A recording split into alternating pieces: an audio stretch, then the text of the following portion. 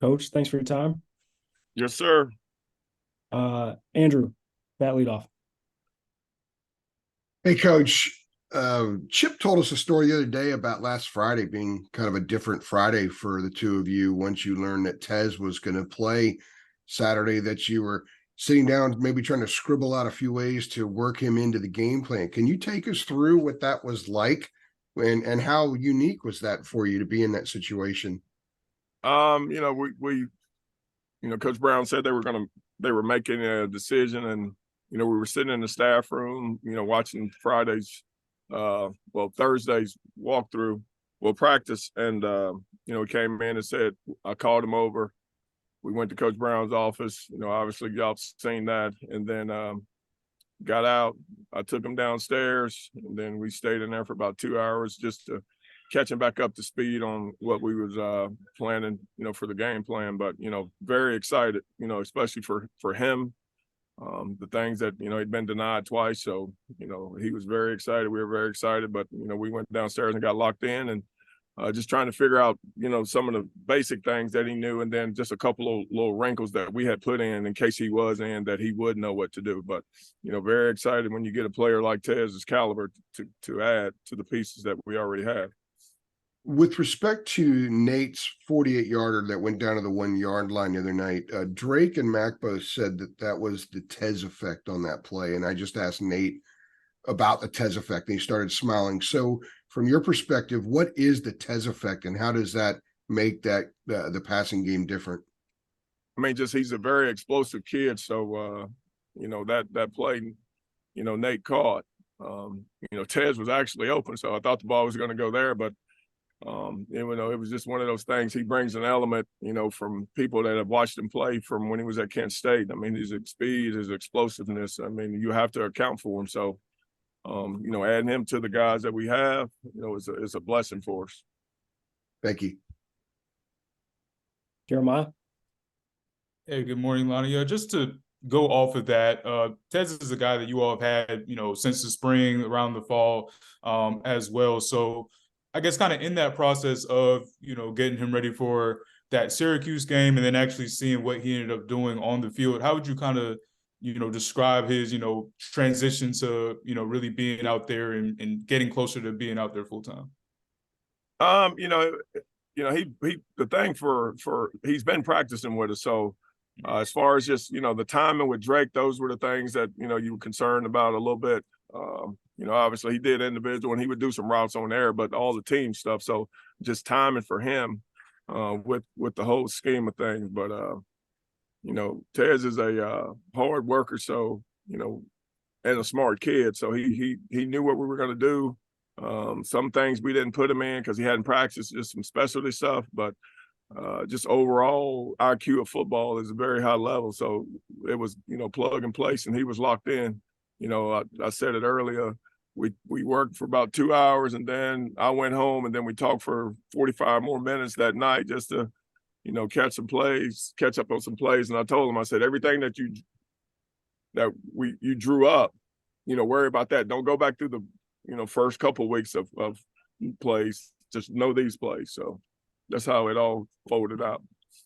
Yeah, certainly. And then, you obviously mentioned that he had been practicing, and we know he was with the scout team as well. But I guess in the process of doing that, was that a conversation you had with him, or was that something he approached you about of, continuing to, practice and being part of the scout team?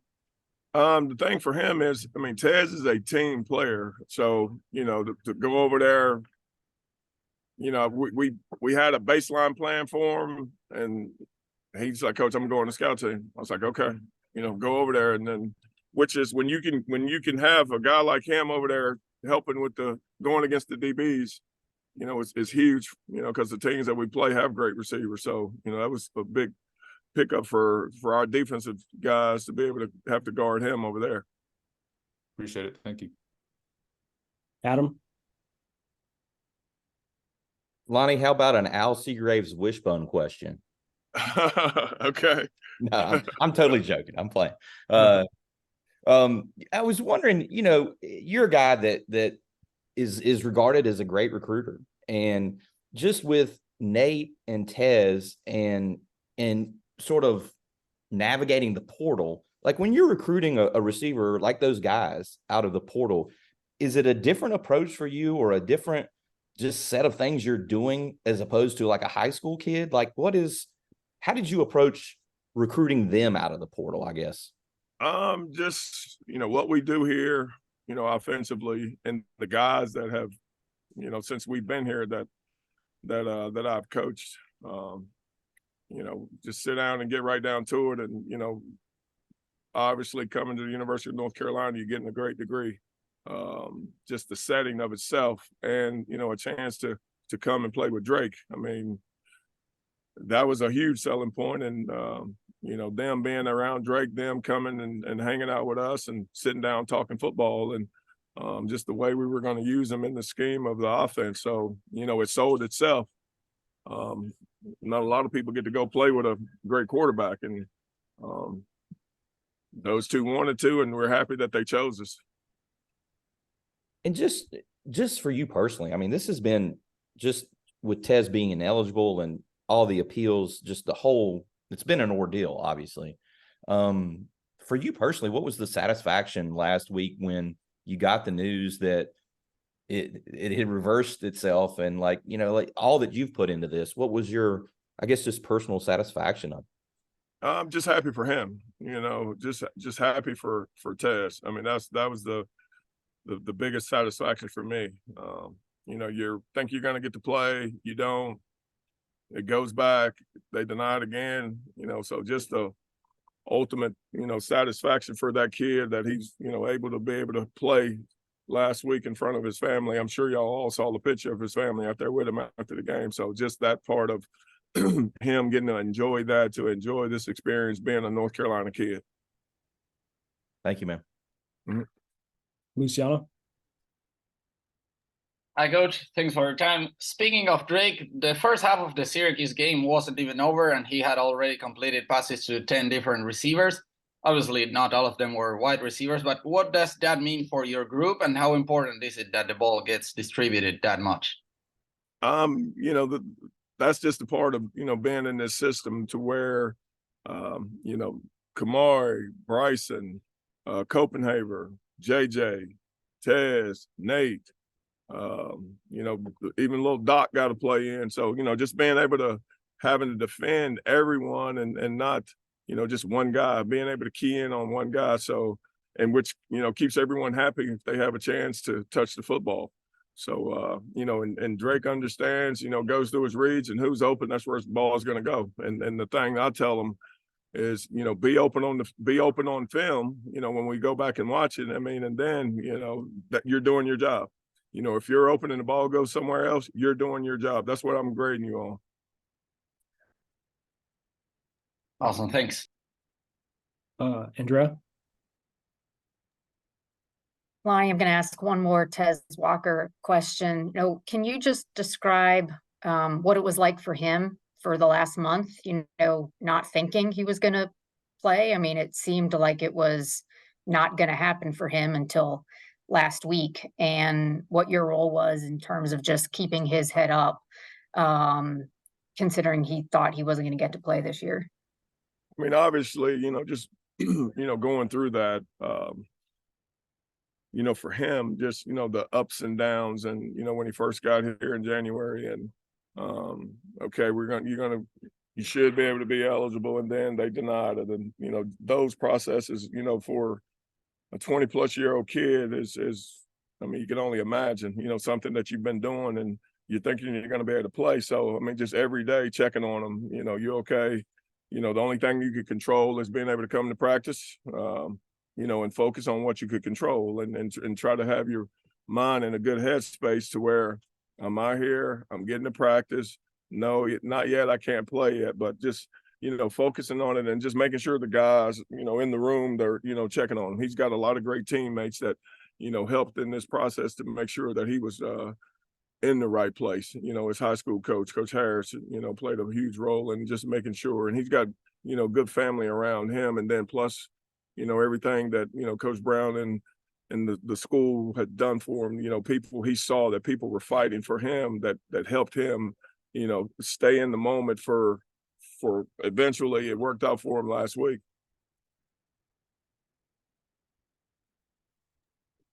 Jeremiah?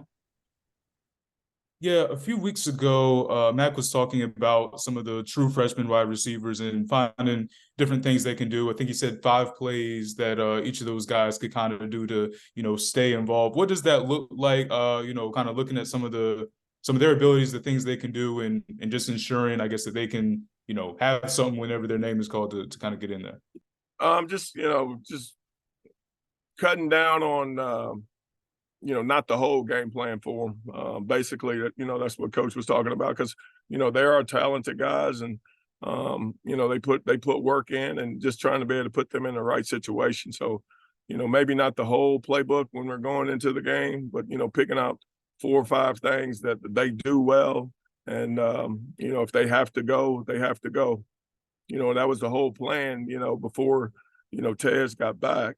That the young guys were going to have to step in and play. So it's a long season. You never know when something's going to happen to where they have to be ready. And then just the development of some of those younger freshman wide receivers, even maybe some of the redshirt freshmen. I know obviously, some guys came in already in the spring, and maybe a few in the fall. But how would you kind of assess their growth, and what ways have you seen their games kind of grow since you first saw them as freshmen? Just picking up on the play itself. There's a where'd you go? Okay, there's a whole lot of we signal, stuff from the sideline, being able to translate that from the sideline to lining up, especially when we're playing fast, and, less mistakes that way. And, them just competing. I mean, every day you have to compete, to play. I mean, and that's the biggest thing is, for young guys, you're the best players, on your teams in high school, but when you go to a place like this, and there's great players here. So, just finding your role. And I tell them all, and Coach Brown tells them all, the biggest thing, the fastest way to get on the field is coming in, competing on special teams. There's, if you punt 5 times, if you scoring touchdowns, you're kicking off, kickoff return team, find your way, and then find your way onto the field. So, special teams first, and then find your way on the field by, just being ready, knowing the playbook and those things like that. Shelby? Hi, Coach. Wanted to ask a name that I think was brought up briefly earlier, but about J.J. Jones. Somebody that we spoke to after the Pitt game has really kind of stepped into his almost niche this season. What do you think his impact has been in the wide receiver core? I mean, just huge. I mean, JJ is a very hard worker. Comes in, works hard in practice. He flashed some last year. Now he's a force to be reckoned with. He's big, long to run, has made plays, made catches. Drake's,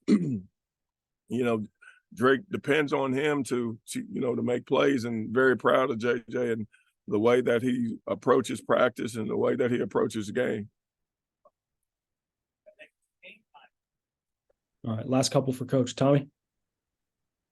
Lonnie, Shelby kind of hit on JJ. I was going to ask about him, but just Mac talked about on Monday, the depth is finally to the point where guys have to play well or they're not going to play. Just how does that play into your wide receiver room?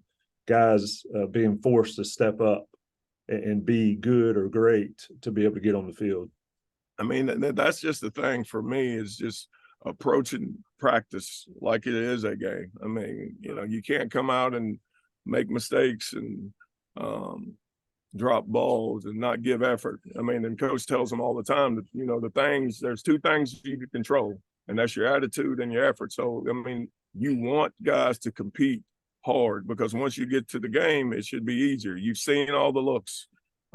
You've studied. I mean, if you're studying film, studying the DBs, who you're going to go against. I mean, and then once you get in the game, you already know, all right, this is the coverages that they play when we're in this formation.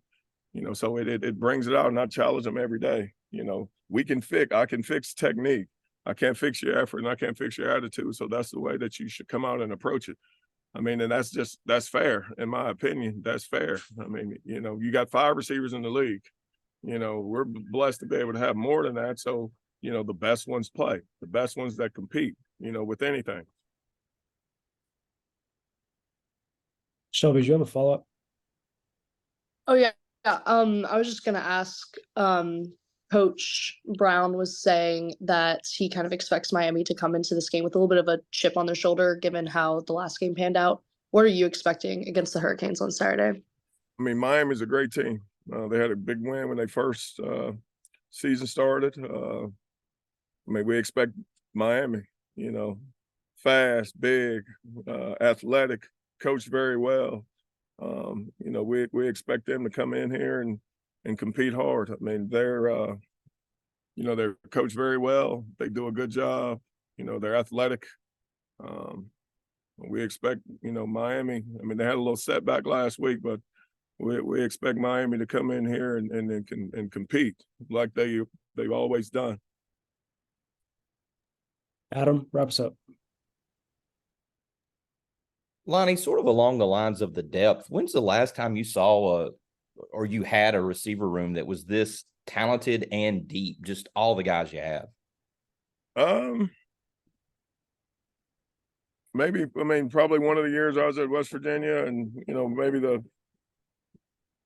second year when I was at Louisville when we had Lamar, you know, just, I mean, it's you know, coach tells us all the time, you're responsible for your room and recruiting. So, you know, just try to go out and find the best players that fit this place, and they want to compete. It just, I mean, just to end it, I was wondering, like, you've been in this game a long time.